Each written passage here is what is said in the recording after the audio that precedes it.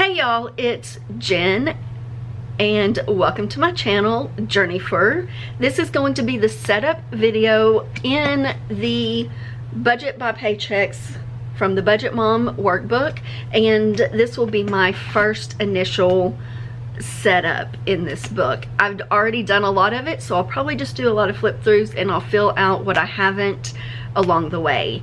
So stick around and I will bring you down so you can see what I'm doing.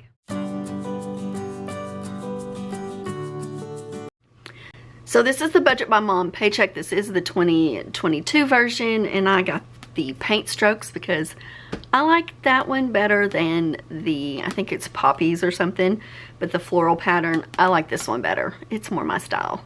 So let's get into this. Obviously I'm skipping the first page with my personal information on it. This is the instructions and how to use the budget with the yearly worksheets and the monthly worksheets and everything else. I will be referencing those when I actually get to filling some of those pages out. Okay, so the first pages here, I'm going to flip this over and zoom you in a little bit. So these are, this is the financial plan goal worksheet, and my short-term goals within 1 year, I want to get my emergency savings plan built up with $1,000. I want to obviously do that by December 2022. I also want to pay off my credit card debts. I only have $6,000, probably a little less than that, but I want to do that by 2022 as well. And then for my medium length goals, within 5 years, I want to get a down payment for a house, and I've budgeted $10,000 for that.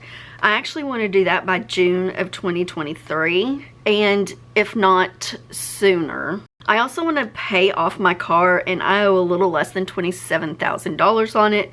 I would like to do that before December of 2024. And then my long-term goals for the 10 to 15 years, I want to pay off student loans. I've got about $90,000, and I want to do that by 2032. And then I want to retire eventually. I've got a goal of 2045. That will put me, how old will I be in 2045? I'll be in my 60s, I think, somewhere in my 60s. I've said I want to do $500,000, and I do get a pension from my job because that I work for the government, and I am lucky that they fund that completely. I don't have to put anything towards that. But I want this to be in like cash. I'm also doing some investments that will help me reach my retirement goal and give me some extra money. The next page is our memberships and subscription reminder. And right now I really only have 3. I have Amazon Prime. I think that is due in February. I'm not really sure. Then Union Station, that's $250, and that I believe comes up in June. And then my Cyberlink, it's my video editing software. That subscription is due in October, and I think it's around $70 a year. I don't know what Amazon Prime is, although I don't remember it coming out last year, and I don't remember what it was. So I'm gonna budget for an annual cost of $120, which would make that $10 per month. Union Station, like I said, is $250 annually, and that comes out to about $21 a month. My editing software, I think, is $70 annually, which makes that about $6 a month. So my next one, I think this is supposed to really kind of be your, whatchamacallit, your kind of your cash envelopes. So it's your yearly savings, goals, and events. I've got emergency savings of $1,000. That's going to be about, it works out to be $83.33 a month, and I've got that funded by December 22nd. My credit card debt, I've got $6,000. If I want to pay it off by December 22, that's going to be $500 a month. the down payment for a house at $10,000 in the next 18 months, so June of 2023, that's going to be $555.55. My car payment, I've got it set at 24 months for December 2024 at $27,000 of principal. That is $1,125 a month.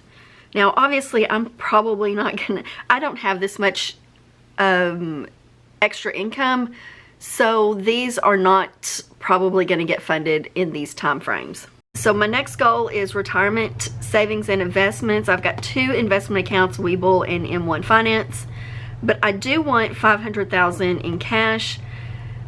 By December 2045, that's 276 months, and in order to get that much, I will need to be saving $1,811.59. And then I put a gifts and Christmas for over the year that I've got 3 kids, well, 2 kids and my niece, and then I've got a grandson, and I've got a few nieces and nephews as far as the kids go. So I do have budgeted in $1,000 to fund that by December 2020. That's going to be $83.33. And then I've got vacation down here. I don't have an actual cost for it that I want to save, so I don't have that. I'll just put some in savings here and there as I get the opportunity to. This is the yearly savings tracker. I am not going to be using this probably because I'm going to be doing a cash savings thing, and I'll keep track of those on some tracking sheets that I've made and also with my bank balances. These are sinking fund savings visuals. I don't know what I'm going to set up for here yet. I haven't decided if I'm even going to use these 2 pages. This is my yearly spending, my earned income. I will fill this out at the end of January. I already know that Jillian's money for her death benefits from her mom is $897 a month, and that won't change until January of 2023. And let's talk about my expense categories. I'm just going to list these. I have 21 that I'm going to be tracking because I do get death benefits for Social Security death benefits for my niece. I have to track all the spending that I do for her each month, and I have to turn that in as a yearly total at the end of the year. So you'll see that I'm going to break this down really, really specifically. First, I'm going to do utilities. Geez. And this is going to be my cable, my electricity, and my cell phone bill. And then I'm going to do one that's bills. And that's going to be my rent, my car payment, and my insurance for renter's insurance, life insurance, and auto insurance. Next is going to be debt. And this is all of my credit cards. I do have a personal loan also. That's the debt that is directly related to me. And then I'm going to have one for debt for Jill. And that's going to be any debt that I incur that specifically goes towards her. Like right now, she's got braces, and so I have an orthodontist debt for her. I am going to track my student loans separately instead of adding it to debt. And then I'm going to do household. Oh, if I could spell household. That's not spelled right. And then food. I usually get those together when I buy groceries. And of course, household items is like laundry and cleaning supplies, toilet paper, feminine products, those kinds of things. And then I'm going to do a separate one for eating out. So food is going to be groceries. Eating out is, well, eating out. I'm trying to track this because we like to get takeout a lot, and we need to really cut down on that. And then the next one is going to be gasoline for my car. Most of the time I don't spend a lot on that because I work 10 minutes from my house at the most, and Jill's school is about 10 minutes away. During the summertime and the end of the year, we will travel back to family to see family, and that's about 400 miles.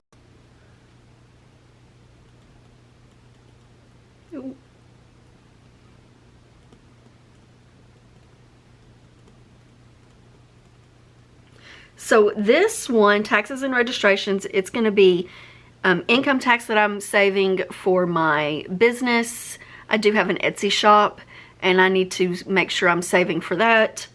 Then car tags and personal property taxes that are due at the end of the year.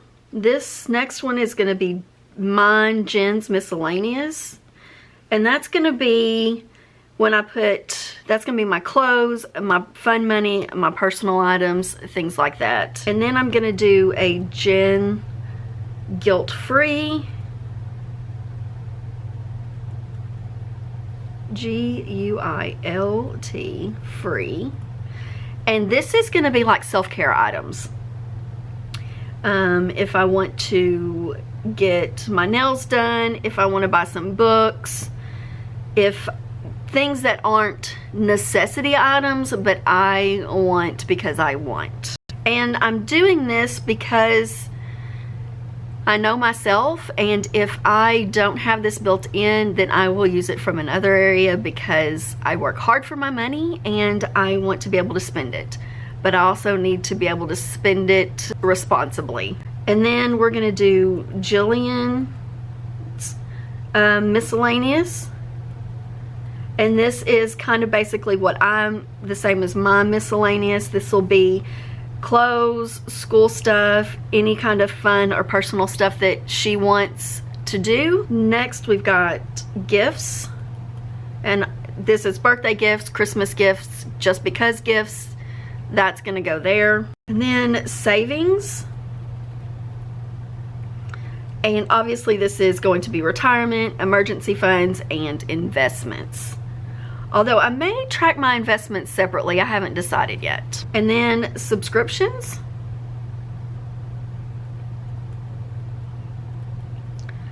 Just like everybody in the world now, I've got subscriptions for Disney Plus, Netflix. I have some YouTube subscriptions, some Patreon subscriptions, things like that. So I want to make sure that I am tracking those. Now I do pay all of my subscriptions with my Capital One card. That way I don't have to worry about when they come out. I just know there's money there and they draft that, and then I can pay those off as they come without having to worry about, did I forget a $15 Netflix subscription in my budget? So that's just an easy way for me, but I do plan on keeping track of those still, because I want to see how much I'm paying in subscriptions every month. And then we've got medical stuff. And again, I'm going to track these a little in depth because I'll make sure I'm keeping Jillian's really tracked for her year-end reporting. I also have a medical savings card. It's the FHA, yeah. And so that won't really come out of my initial budget because I pay for that. I fund that yearly with my paychecks, and that automatically comes out. But I want to keep track of it as well because I'll have $1,800 on it. So we will be doing medical, and then we'll track Jill's doctor's appointments. And that's going to be her general doctor, any specialty doctors we need to go to, and her therapists. And then I'm going to track her prescriptions separately as well. And then we've got my doctor appointments. So I'm going to track that. We do have copays, but I have really good insurance with my government job. So we do have copays, but I want to make sure that, especially for next year, I want to make sure that I am accounting for enough of these so I know how much to do for 2023 for my health savings account. And then my prescriptions. And then I also want to track just any over-the-counter medical stuff we do, Tylenol or allergy medicines or heating pads, ice packs, those kinds of things. I want to make sure we track those under medical. And then the last thing I'm going to put on here is my business expenses.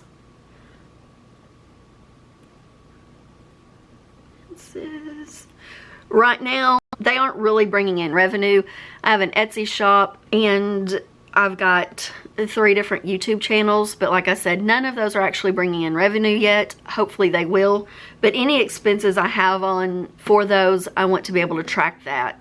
So that is that page. Oh, and that's the rest of the year.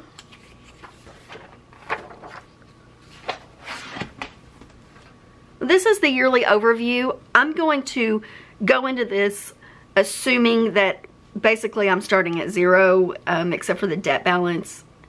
But everything else I'm starting at 0, and I will fill this in at the end of the month.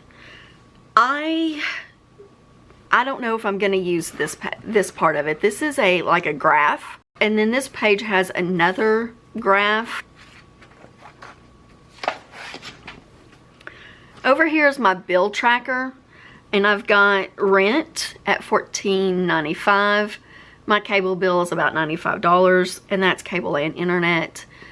My Capital One minimum payment is $150. I have a Lane Bryant card because bras are expensive, and my minimum payment on that is $35. I have, I think, $150 on that one total. Jillian's orthodontist is $142 a month, and it is ACH, auto drafted out of my account. Our cell phone bill currently is $138.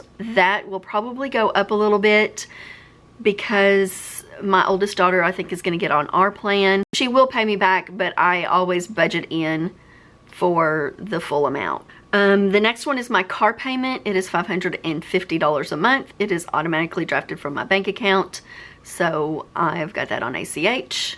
Then I have, this is a personal loan. It's an Upstart loan. It is $42 a month. It is also automatically drafted. Then I've got Pedal, which is also a credit card. Its minimum payment on that one is $85 a month. It is not currently drafted from any of my accounts. This is my electric bill, and I have budgeted $100. My apartment is all electric.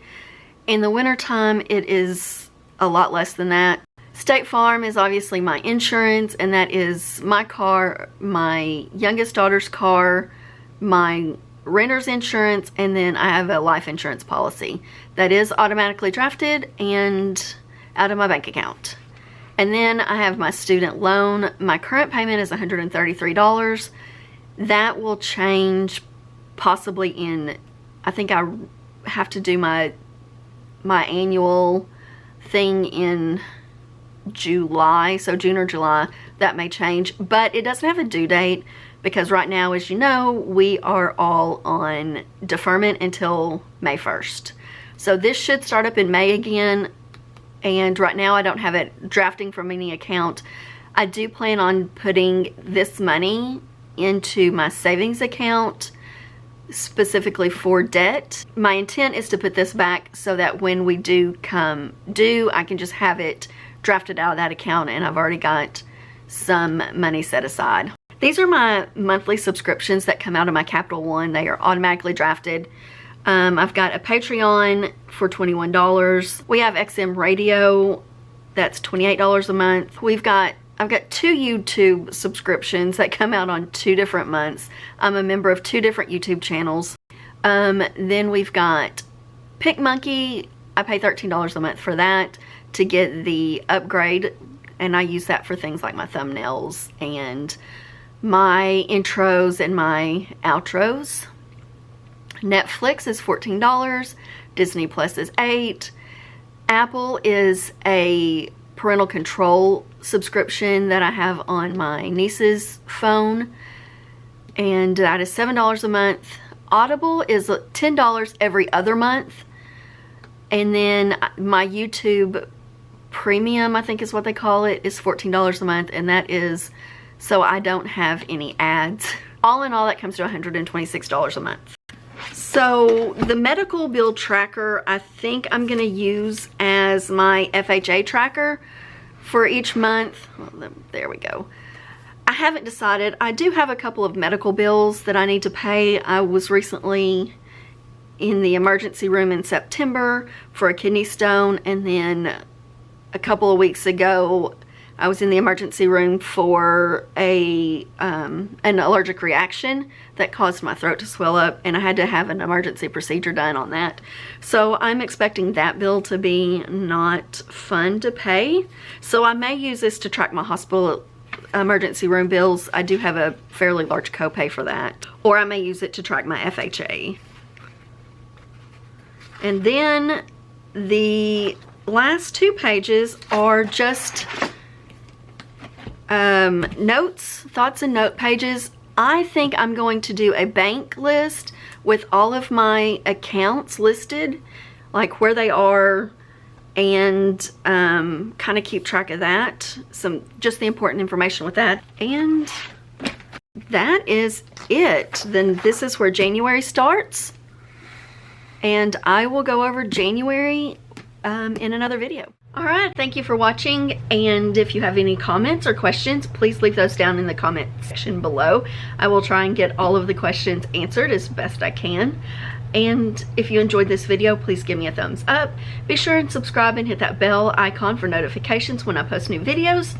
And until I see you in the next video, I appreciate you watching. Thanks for being here, and I will talk to you later. Bye.